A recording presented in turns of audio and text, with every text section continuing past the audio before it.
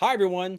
Today, we're going to talk about the remarkable compliance transformation at one of the world's biggest food producers. I'm your host, Bill Coffin, and this is the Ethicast.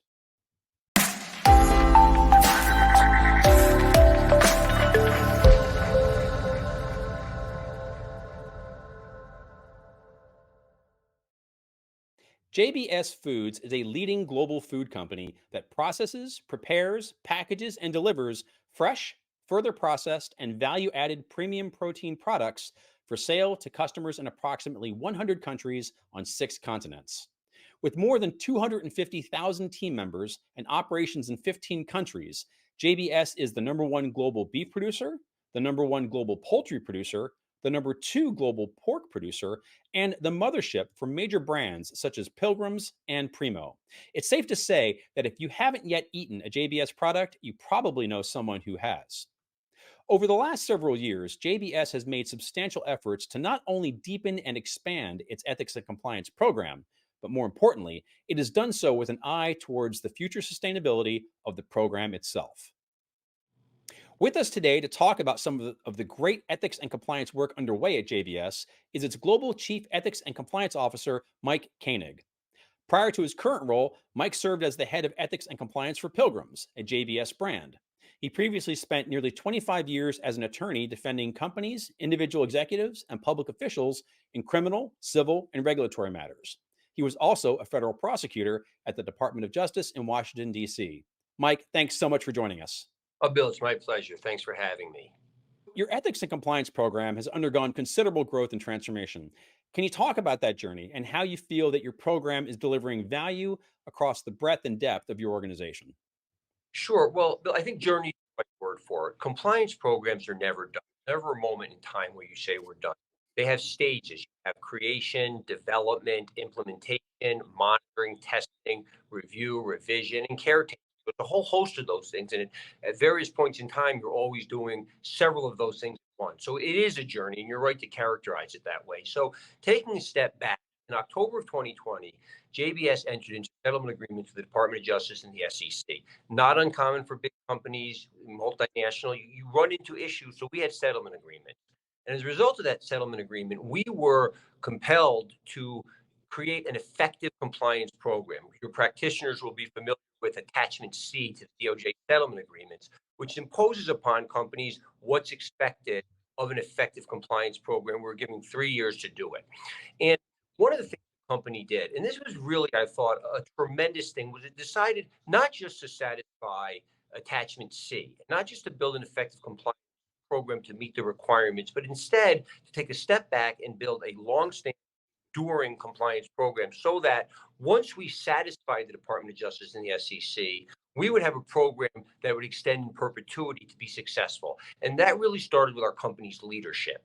You have to build an effective compliance program, leadership support from the boards to the business unit leaders, teams to your operational unit head. So it really is a team effort, and it was a team decision to take that broad-based approach and not just satisfy the Department of Justice and the SEC. Obviously, that was a primary consideration.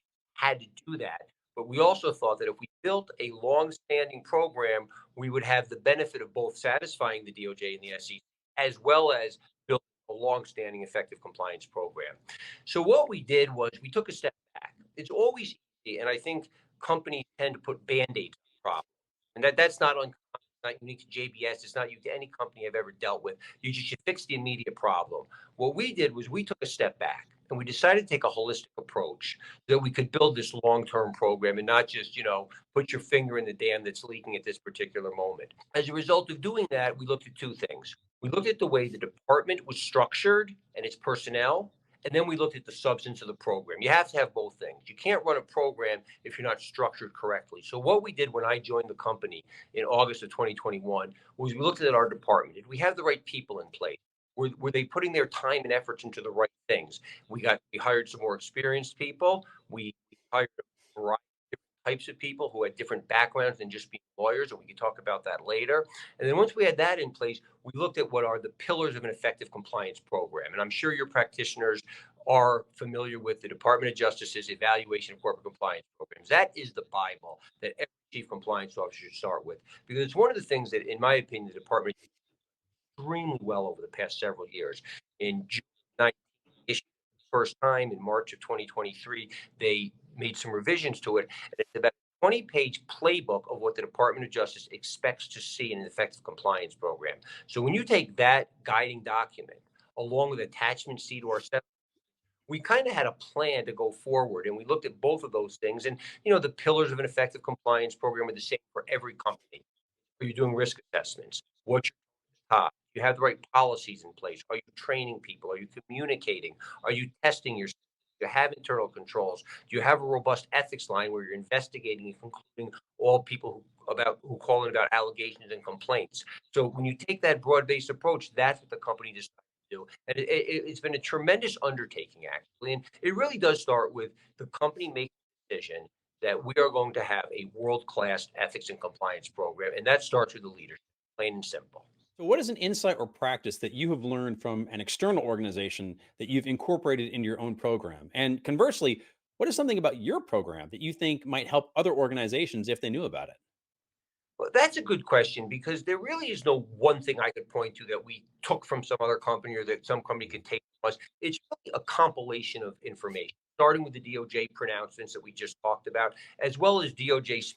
The leadership of the Department of Justice is constantly out there giving speeches about their expectations. So you have to start with that, because that's what people expect. And then what you do by attending conferences, by reading the literature that comes out there, pick and choose, and it forms your decision. And one thing about compliance programs is every going to have its own program. There's no one size fits all. The Department of Justice recognizes that. You've got to tailor your compliance program to your company's risks, to your company's needs, your company's geography.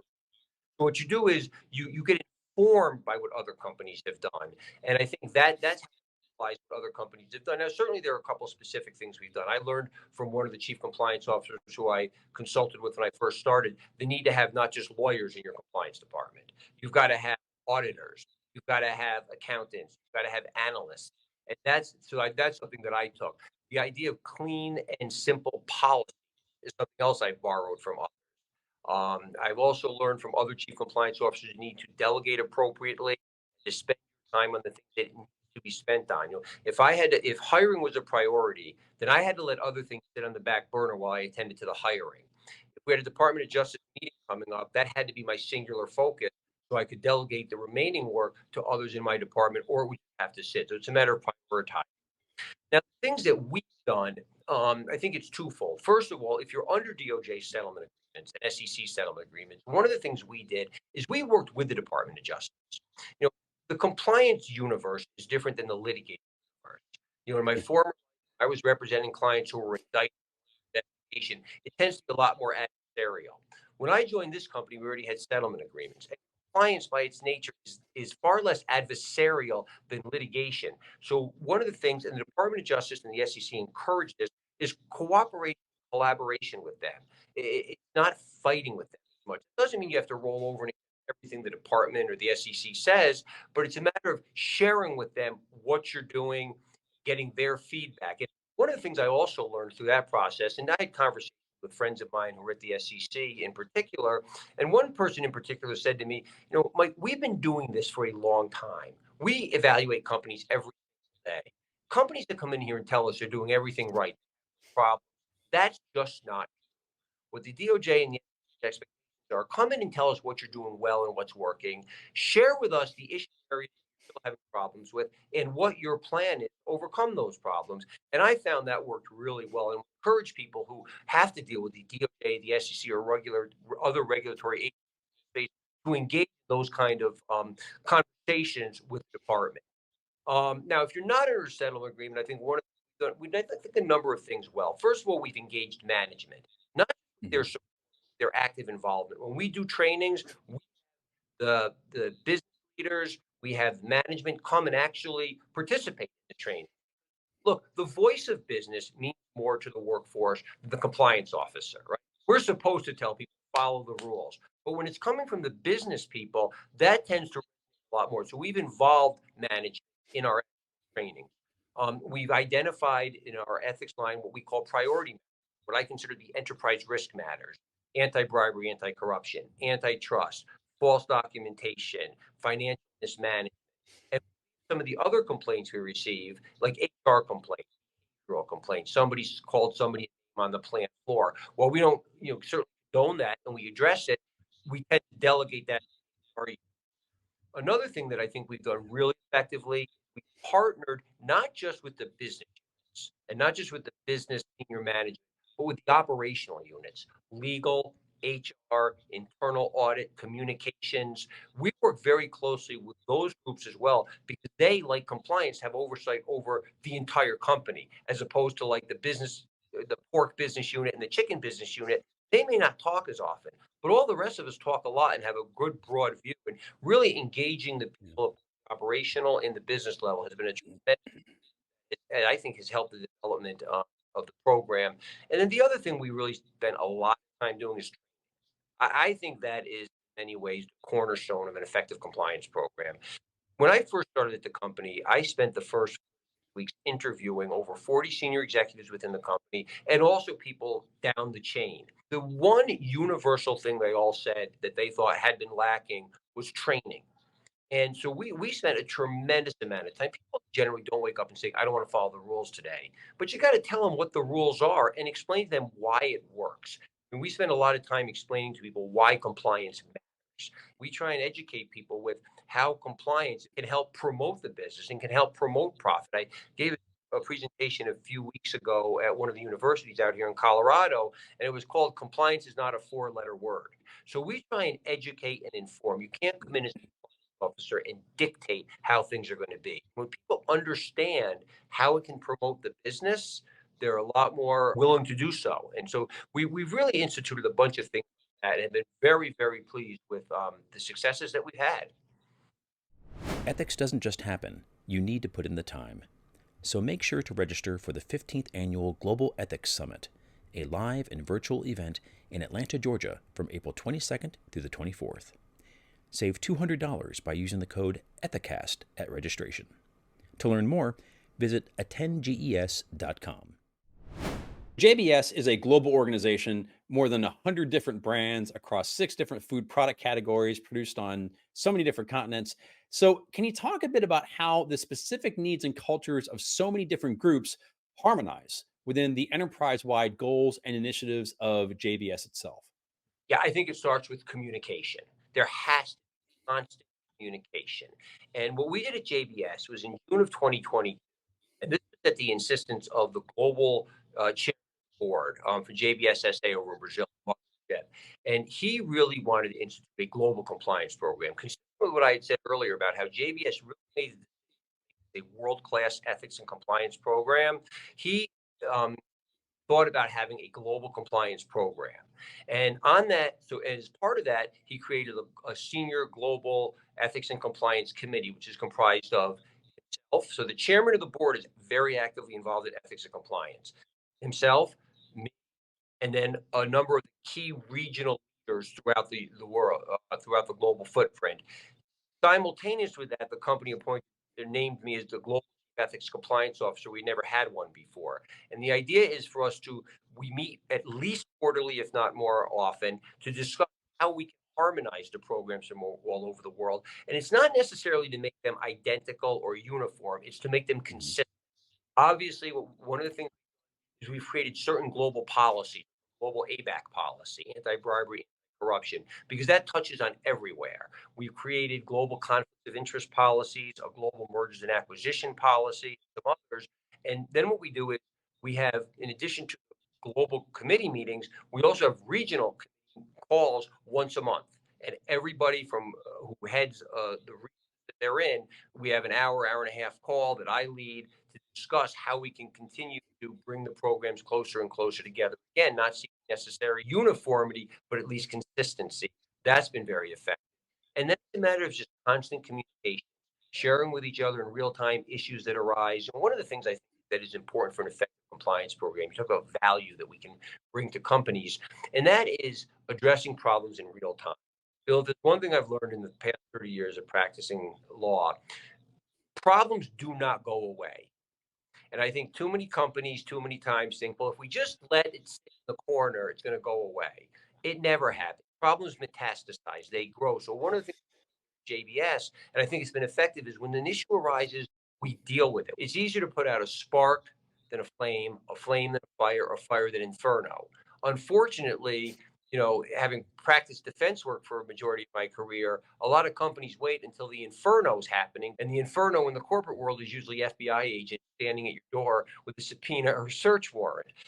A big concern amongst ethics and compliance teams right now is ensuring that their programs don't get cut back due to future budget cuts. So, what are some of the ways that you are building sustainable growth into the ethics and compliance program at JBS?